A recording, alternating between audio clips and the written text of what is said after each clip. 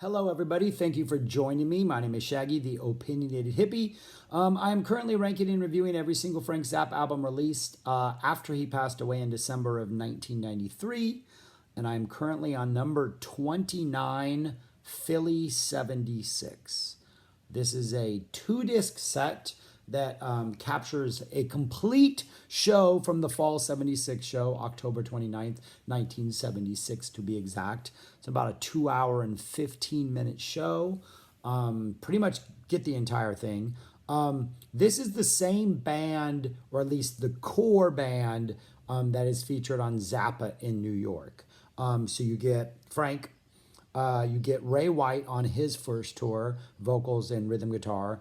You get Patrick O'Hearn on his first tour, playing bass.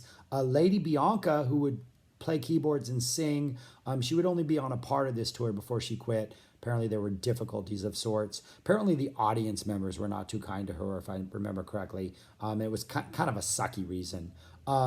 Eddie Jobson is here from the Roxy Music. Eddie Jobson is here. He plays violin. I think he does maybe some vocals or does some just kind of background stuff. Keyboards and violin. I don't think he sings. And then you get Terry Bozzio on drums. He's been around since the Bongo Fury tour. So it's an interesting little band. They would tour in the fall of 76. They would do the Zinni shows augmented by horn section and some percussion. And then they would do a winter 77 tour, which had a different set list, a little bit of a different set list. I'm going to talk about the Winter 77 show at the end of this tour, at the end of this review, because.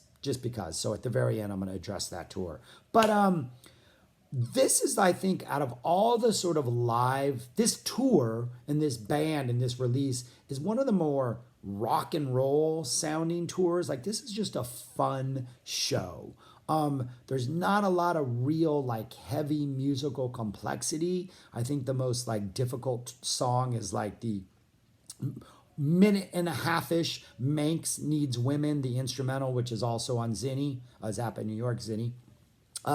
That's pretty much the only really like sort of instrumental kind of, Black Page-ish type song that's in this show. The rest of it is a lot of really good feel-good stuff, plus people just soloing. There's no like epic monster songs, like a Pound for a Brown with a bunch of solos and an improv section, or a King Kong, or any of those things. It's pretty much a pretty straightforward show.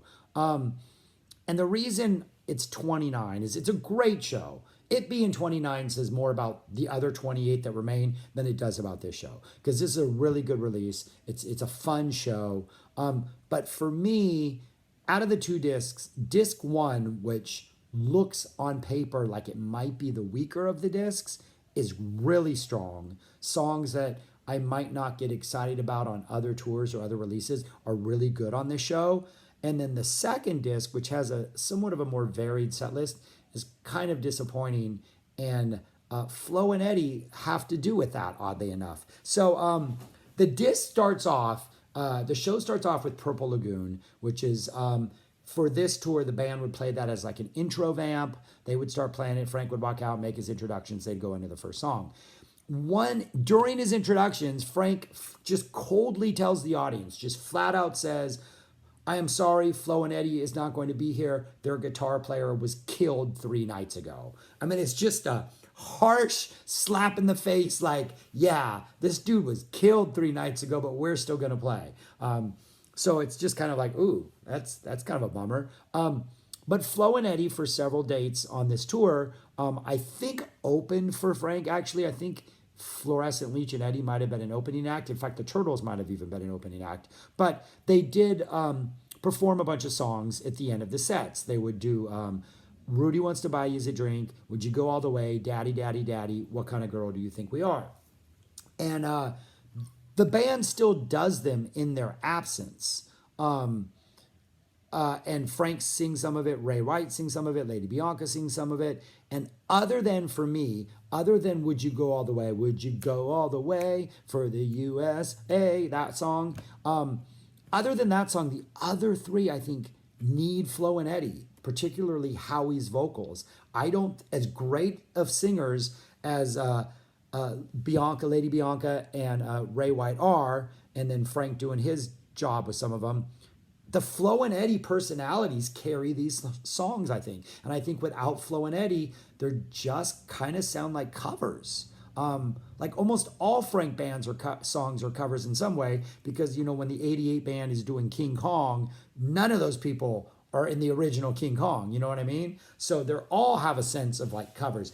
But for some reason, these 4 Flo and Eddie songs to me feel like without Flo and Eddie, they're lacking something. And so that's one of the reasons the second disc I'm not as attracted to, because those songs kind of disappoint me and they make me want to go back and listen to like a really good Flo and Eddie release.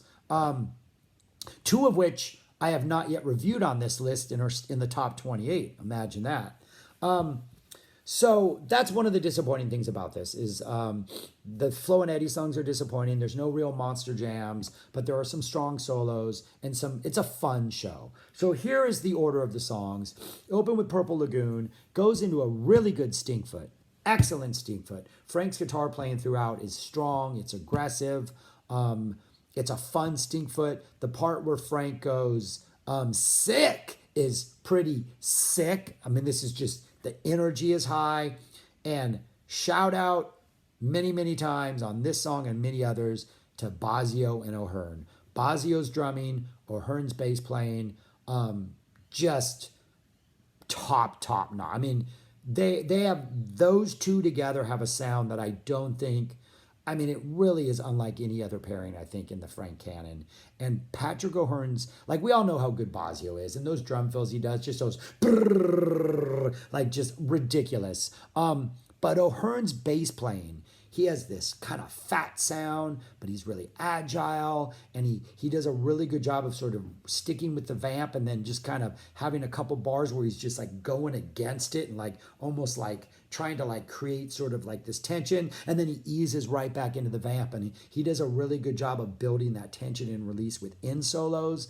Even in something like Stinkfoot, you can hear it. So really good start to the show. But then after Stinkfoot, you get the Poodle lecture, which is, I don't like the Poodle lecture. Frank would literally bring a poodle on stage. He'd talk about the relationship between men and women and about how women needed, while the man was out working, the women needed to, you know, satisfy herself. So she took a poodle and she shaved him in certain places.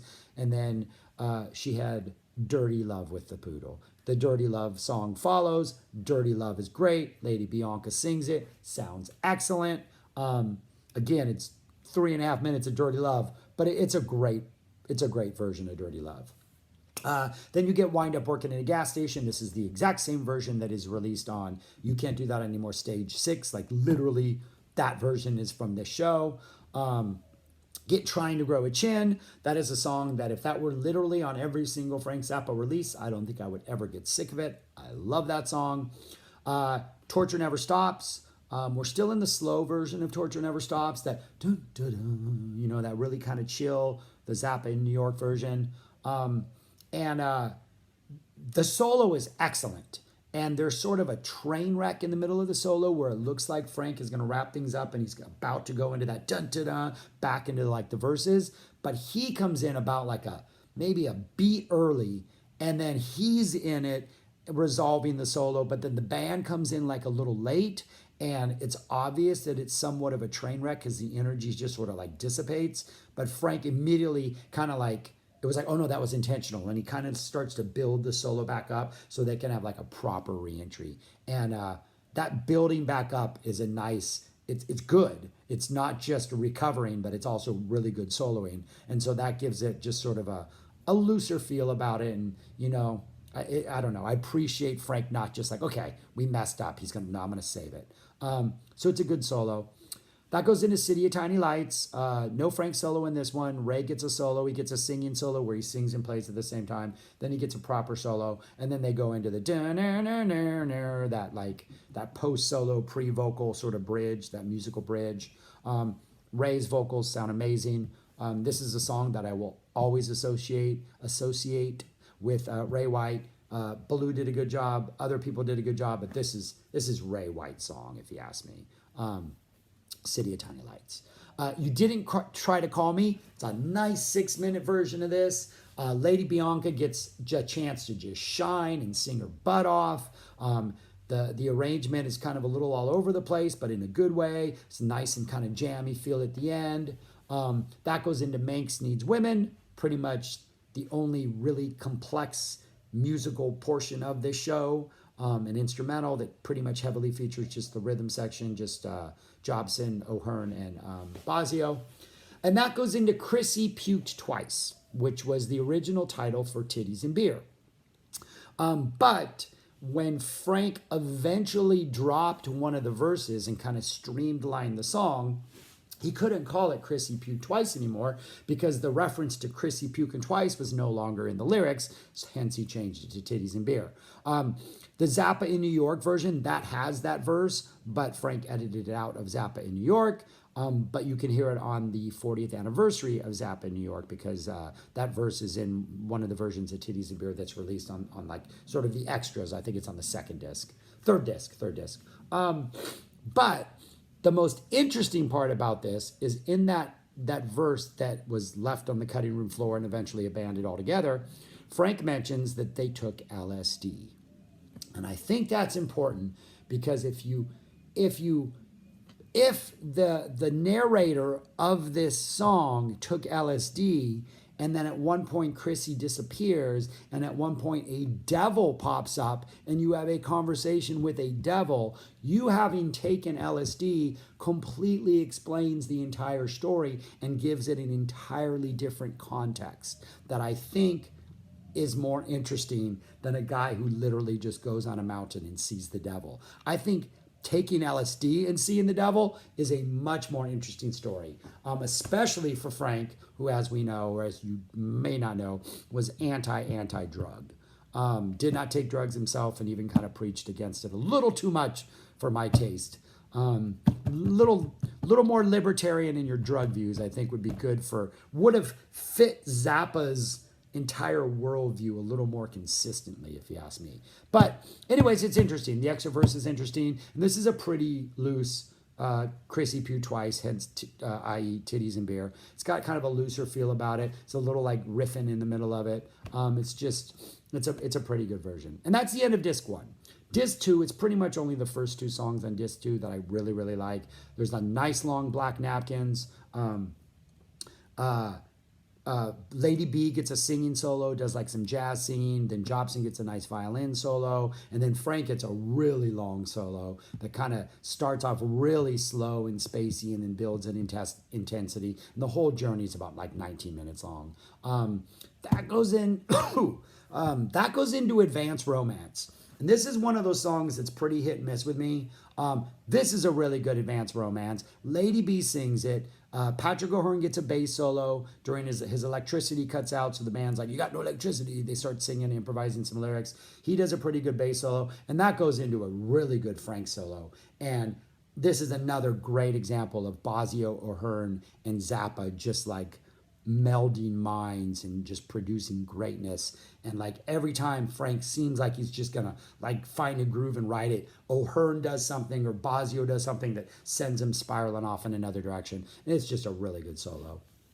After that, you get the 4 Flo and Eddie songs, and then you get a Dynamo Hum to close out the set. Not a bad Dynamo Hum, I have to admit. It's actually, I'm not a fan of Dynamo Hum, but I kind of enjoyed this one. And then you get a cover of a song called Stranded in the Jungle. I don't know if there are any New York Dolls fans out there, but the New York Dolls also covered the song. I think it's the Jayhawks, I want to say was the name of the band. It's a 50s song, and it's like your typical sort of 50s sort of like funny song where I'm stranded in the jungle, got to get back to my lover, got to ride a whale or ride a dolphin, or it's all these sort of like crazy like cartoonish scenarios, all to get back to your woman.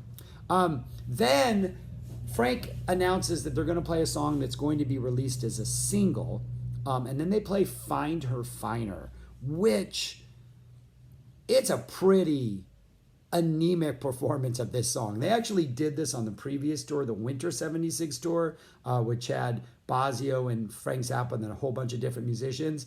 It was a little better then. This just seems, I don't know if they're off tonight or something, but it has a really anemic sort of like slow, lifeless quality about it that I don't think helped promote any singles. And then the show closes out with Camarillo Brillo, Muffin Man. So, and as always, Muffin Man is great. And I like Camarillo Brillo. I think that's a great song. And the first half, the fast half, they do the fast half and then they slow down for the second half. The fast half is a little maybe not as good as the studio version, but the slower half, that's where this band's strengths kind of seem to shine. And it's a really good second half. So it's a fun listen. It's obviously not one of Frank's, I think, more musically complex outings or bands. They would do the Zinni shows with the augmented lineup, and then they would continue to tour in the fall and winter 77. And they had a different set list there, one that was sort of a more reflective of what they did on the Zappa in New York shows. But so they added like a Peaches and Regalia, they added a Pound for a Brown, Cruising for Burgers became part of the repertoire. My Guitar Wants to Play Kill Your Mother became part of the repertoire. But the best thing is they started playing Jones Crusher. And the Jones Crusher was kind of the same song, but some of the parts were really slowed down and different. Some of them sounded exactly the same, but almost every single one, if not every single one, at least all the ones I heard, had this sort of guitar coda at the end, in which it was just like Frank's going to jam and the band's going to figure out what to do behind him. Leather Goods, which was on the Leather CD release. That is a Jones Crusher, a post-Jones Crusher song, a coda song. And so ZFT, if you're hearing this and you've made it this far in the video, I think a Winter 77 show, a complete Winter 77 show, would be a good way to sort of like balance this band out, and we would get it in all three of its incarnations. So ZFT, here's for a Winter 77 release. But anyways, that's a lot of talking. That's my number 29, Philly 76. Again, it's a fun rockin' show, not his most mind-blowing, Frank's most mind-blowing, the musical complex one, but it's a good listen, and the sound is pretty fantastic. And Lady Bianca can sing like nobody's business, so that's worth checking out. But anyways, thanks for watching. Subscribe because, you know, algorithms, math, all that crazy kind of stuff. And thank you very much. Talk to you later. Bye. Peace.